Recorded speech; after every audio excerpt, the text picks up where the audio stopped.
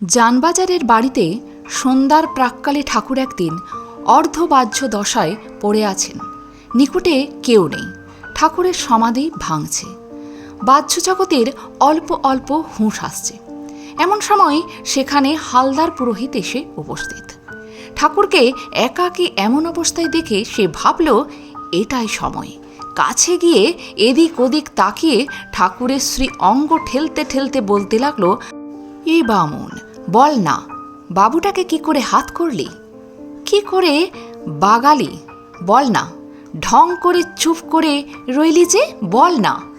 বারবার এরূপ বলা সত্ত্বেও ঠাকুর যখন কিছুই বললেন না বা বলতে পারলেন না, কারণ ঠাকুরের তখন কথা বলার মতো অবস্থা ছিল না, তখন কুপিত হয়ে, যা শালা, বললি না তো, ঠাকুরকে সজোরে পদাঘাত করে অন্যত্র চলে গেলেন।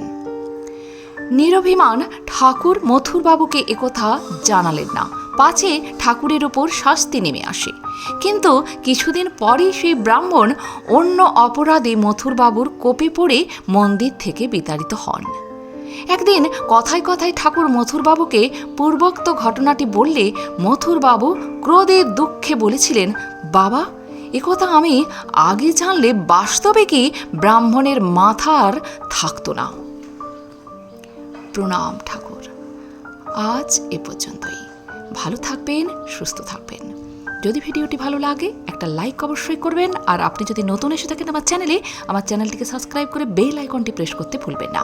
সবার আগে বেলা 3টায় পৌঁছে যাবে আমার ভিডিওগুলি আপনার কাছেই প্রতিদিন। ধন্যবাদ।